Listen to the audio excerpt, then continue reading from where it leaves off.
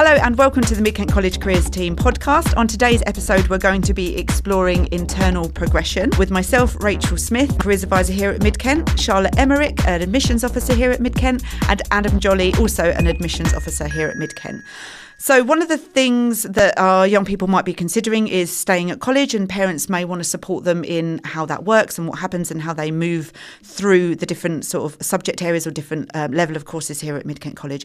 Now, assuming, a student's already here, they don't need to reapply because they're already with us? No, they do have to reapply. So they would need to apply via the MidKent College website. They can do that via logging in to their old account and make an application. Then that gets sent to us and we will process it in the normal way.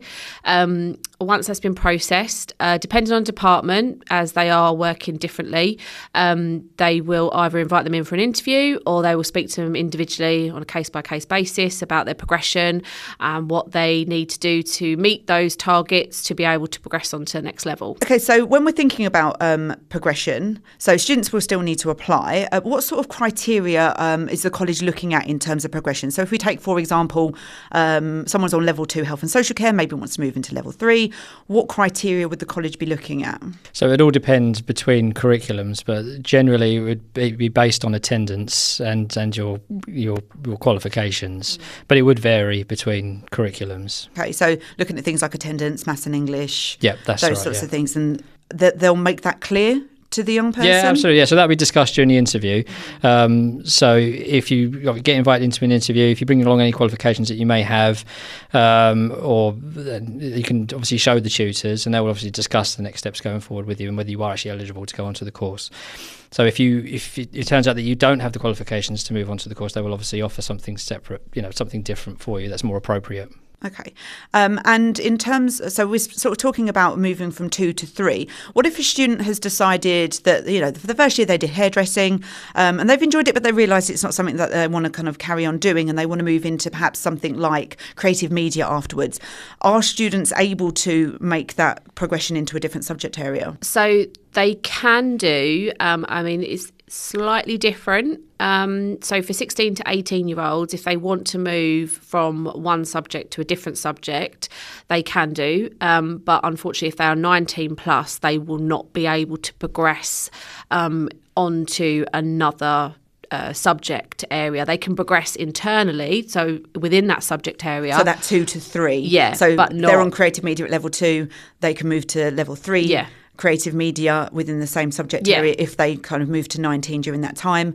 But what we're saying is if they're moving from subject area to a different subject area, if they are 19 before hitting that new subject area, they wouldn't be able to kind of receive entry to that. No, they wouldn't be able to do that. But if they are 16 to 18 and they want to move, say, for example, from brick to plumbing, they will be able to do that. Yeah. And are there any exceptions to that in terms of the 19 plus rule? Yes. So if they have an educational healthcare plan, that's the exception. So again, that will be done on a case-by-case basis and obviously around EHCPs, if the local authority agree that they can move within the college to a subject area, then that will be fine. But that would have to be agreed first by the local authority. Okay, excellent. So the process is that internal students make their application either to the next level of their course or to a different subject area that they would like to move into, provided they are 16 to 18, that will be possible. Then what happens? What's the process beyond that point? So again, it all depends on the curriculum, but some curriculums are inviting their internals in for interview. And some aren't. Some are just having a discussion during the lessons. But as I say, it depends on the curriculum. But you will have a discussion with your tutor at some point, whether it be in an interview or whether it be during the lesson. And when it comes to sort of enrolling, what can students and parents expect from sort of the process of enrolment for the next academic year? So all progressors will be invited in for enrolment around August, September time. They'll all be given an appointment to come in to do their enrolment. So subsequently, as a brand new student would normally come in for enrolment, progressors will do the same. So they'll come in, they'll meet with their curriculum, they'll go through everything to make sure that they have met all the criteria that was set out by their tutors and the discussion that they had with them. And then if that's all okay and the student is still happy to do that course, then they'll be enrolled on that day for their next level. Do they need to bring any sort of additional ID? Is it okay that we've got their details on the system? Do they need to be updated? How does that work? So they would need to bring ID, ID qualifications with them. So all of this will be detailed in an email closer to the time of enrolment. So it'll all be detailed what they need to bring with them. But ID qualifications are a must. We definitely do need them.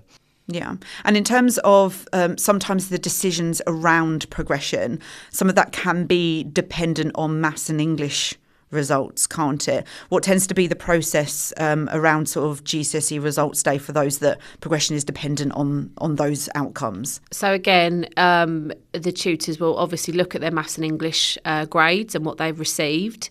If for any reason they haven't achieved those and they aren't able to progress on to the next level, the tutors will discuss with them maybe an alternative option. But it may be a case that we will not be able to sort of support them into the next stage. But again, that is done on a case-by-case basis on what they have achieved in their English and maths, because obviously if that's a condition that's been set by the tutor, that they have the attendance, they have the maths and English, and they pass, sort of the qualification. And if they haven't met that, then they wouldn't be able to offer it. But again, that would be done on a case-by-case basis with the tutor. And in terms of that needing to pass the original qualification, sometimes as well you find that they request a merit in some instances as well, mightn't they? Sometimes pass isn't sufficient, but again, that's all spelled out in their conditional offer, and it's kind of set out quite clearly as to what the expectations are. So when they get the conditional offer sent, it will be detailed in an email of what they need, so the student has it all there. In an email so that they know exactly what conditions that they need to meet. Yeah, it'll also be discussed during the interview as well, exactly what their requirements are. But then shortly afterwards, we'll follow up with an email so you've got it. Do parents receive details of this, or is it reliant on their young person sharing this information with them? It is mainly reliant on the young person, obviously keeping an eye on their emails and correspondences. I mean, at this point, if they're already in the college, they should already know this anyway. So yeah. So really, parents sort of keeping track on what's going on and sort of supporting their young person in sort of asking to see what the communications say and kind of getting a handle on what the conditions are. If you've had an interview or you've met with a tutor that's going to be followed up with an email at all, and you haven't received anything, just keep an eye on your spam or your junk folder just in case it's landed in there. As well, just to sort of having those conversations with your tutor about your progression and making sure that you are fully aware of what is going to happen, that is also very key. Yeah. Also, it's important for parents and the students to ensure that their records are up to date. So if there's new phone numbers, new email addresses, things like that, to ensure that communications do go through really smoothly and are received, to keep that all up to date. Yeah. Always give us a reliable email source. That's something that that you use regularly. That's always preferred. And parents can request that they receive communications? Yeah, they can. Yeah, absolutely. Yeah, we can add a parent's email as well. Yeah, just in case. Brilliant. And if anybody's ever unsure about the process, they can phone the Central Admissions phone number and speak to one of you guys to sort of gain clarity. Obviously, we've discussed there's a few conditions in terms of now sort of moving from one subject area to a different subject area, and sort of being 19 when that happens. So that's a new situation, and then the terms of progression. But if they're in any doubt, they can contact the admissions team.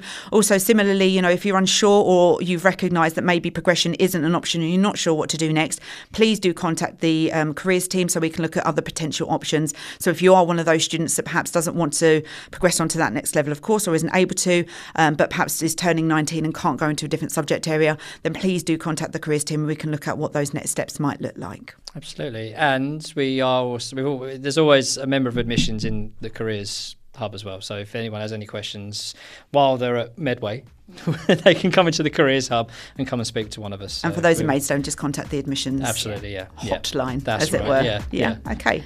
Brilliant. Thank you so much for your time today. And as we say, parents, students alike, if you're in any doubt, please just do check in with us. The MidKent College Careers Podcast is a MidKent creative media production. Sound recording and editing by Mason Cox and Jack Webb. Music by Logan Calvert.